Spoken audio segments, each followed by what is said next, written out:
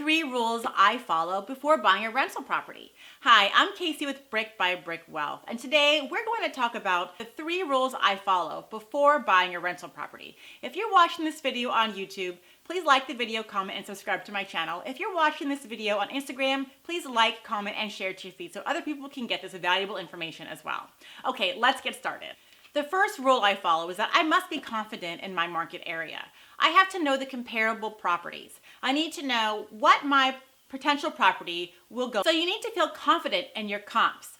You can go do comparable research yourself by going on Zillow or Realtor.com or even asking a realtor to help you get some comps. Comparable houses are houses with similar square footage and similar bedrooms and baths in a similar neighborhood, similar footprint of a home, and that have sold in the past 3 months. Comparables are not active properties. Comparables are properties that have already sold. So you need to be very confident in your market area.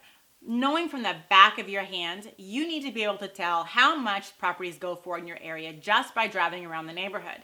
You should be able to point out, that house probably go from anywhere from $150 to $200. Oh, that house is probably anywhere from $60,000 to $80,000. You should be able to tell how much properties will sell for in your neighborhood. You also need to know what the comparable rents are. And you can find this out by doing research in a couple ways. You can go on Zillow or Craigslist or your local Facebook marketplace, and you can do some research to find out what people are renting their houses for. If your property that you're interested in might be a 3-bedroom, 1-bath home or a 3-bedroom, 2-bath home, pretend that you are the tenant, pretend you are a prospective renter, and go search around for properties just like the one you're looking to buy. See what they rent for. Look at the pictures online. Are the pictures showing properties that are upgraded with granite countertops, or do they have laminate countertops? Do they have hardwood floors that are high-end, or do they have tile floors or carpet or luxury vinyl plank or laminate? You need to know the subtle differences and the major differences in their properties because that will define your comparable property.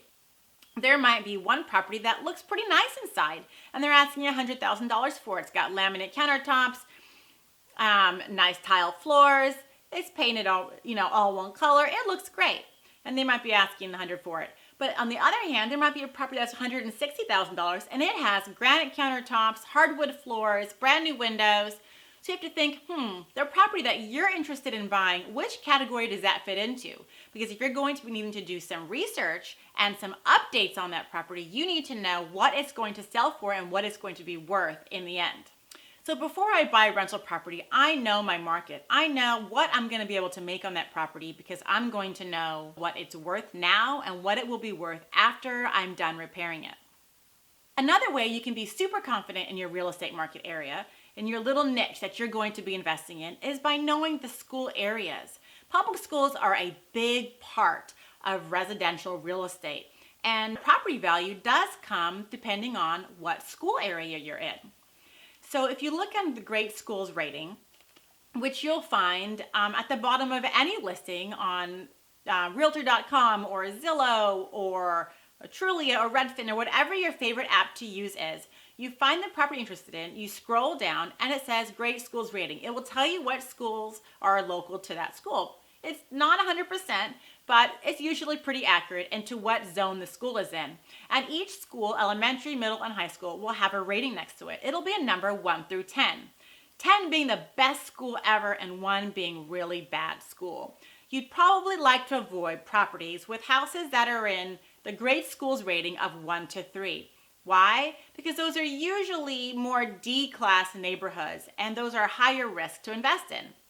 If you're looking for passive income where you can sleep easy at night, not have to have too many tenant stresses, and just create your passive income and your positive cash flow every month with minimal effort, you want to aim for a B-class neighborhood. C-class neighborhoods are also great for adding value, and they're okay also. A-class neighborhoods would be amazing, but you probably won't make any money in an A-class neighborhood because the property values are way too high and they don't support the rents. So when you're looking at the Great Schools rating, try and aim for anything for a Great School rating of a 4 or above. The second rule I follow when deciding on whether to buy a rental property is I want it to meet the 1% rule. Now, I know what some of you are saying. Oh, not everything meets the 1% rule. There's nothing in my area that meets the 1% rule. And you know what? You're right. Not everywhere meets the 1% rule. And that might mean you need to look outside of your comfort zone. You might need to look outside of where you live to find property that will be easy investment for you, that will provide positive cash flow. Remember, this is a business, and you might not find something next door that fits your budget and makes you money. If you're deciding on where you're going to buy a property, you're going to want to look at the map. Just open up Google Maps and look at the United States, okay? Just forget about the areas on the coast. Likely, those are going to be too high of a price for you to invest in, and you won't make any money. Coastal cities are in high demand. They demand the highest, housing price. I mean, I lived in California for 30 years. We lived in Orange County by the coast, and let me tell you, you don't want to buy anything there and rent it out. You will lose money every single month. You could buy a house for $700,000 and the rent might only be $3,500. That does not even close to meet the 1% rule. And you will be paying money out of pocket every single month towards your mortgage payment on top of what your tenant gives you. Not to mention expenses and repairs. Keep your focus on Middle America. There are so many great cities to choose from. Find something that you're passionate about. Maybe you like a special baseball team, or you have family living in a different state. Maybe just start there. Properties in Arkansas meet the 1% rule. Tennessee, Kentucky, Alabama, Florida, even Texas has some great properties. They have new growth. They're experiencing new builds right now. And a lot of investors are capitalizing on brand new builds and renting them out. So keep your options open. Don't limit yourself to what's around you, but keep in mind that the 1% rule is a really great benchmark for making positive cash flow. If your property meets that, you'll be okay. The third rule I follow when buying a rental property is looking at the street view. So I know my market, I know my zip code, I know the area is sweet, it's good, I can start looking in there. I know those properties most likely meet the 1% rule. But now I've got to take a look and dive deeper at that specific property and see if it's going to make me money and if there's any actual problem with the property or around it. For example, you like the house, the pictures look great, you send someone over and someone's like, oh yeah, that property looks amazing. There's nothing big wrong with it. You might need, to fix some electrical here and there or whatever. But overall, it's going to be a good investment. And then you say, well, can you check out the neighbors for me? Could you show me the view from the front yard and the backyard? And they're like, okay, that's a weird request, but sure. So you go outside and you realize that when you sit on your front porch at night, you get to see the Wendy's sign blaring at you from across the street, catty corner. You're like, well, that's not very desirable. You go in the backyard, you might realize that there are train tracks right across the backyard, and 3 times a day you hear honk, honk in the backyard. Tenants aren't going to really like that. Or maybe you're backed up to a commercial property and you smell nasty dumpster trash, or there's tons of cars going by, or maybe high crime over there.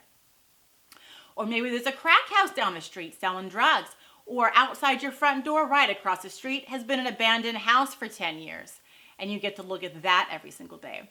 Those are the sorts of things on the street view that you really have to check out before you buy a property. The property itself might look good. Remember what the old adage is? Location, location, location. Make sure you know everything that's going on around your property down the whole street. Take a look at the street view and take a look at all the views from all the angles in your house and make sure that there's nothing funny or weird going on. You also want to make sure that this is going to be an investment that's going to last. Is this an okay neighborhood right now and maybe it's going downhill? Or maybe this neighborhood is on the up and up. There's new developments going in. Their shopping centers are getting revamped. And this is definitely a place where you can see rents increasing and property values increasing over the next 10 years. Because remember, rental property investing is not a get rich quick. It's a get rich, but it takes time. And you want to make sure that your investment's going to hold strong through the next 10 to 20 years. If you're considering investing in real estate in the next year or 2 years and rental properties are going to be your jam, you need to check out my free mini course on investing with rental properties. Every single day for 7 days, you'll get a detailed lesson sent right to your email box. And if you have questions, feel free to reply and I will respond directly to you. You can find the link in my bio if you're on Instagram or the link below the video if you're on YouTube. Thank you so much for watching Brick by Brick Wealth.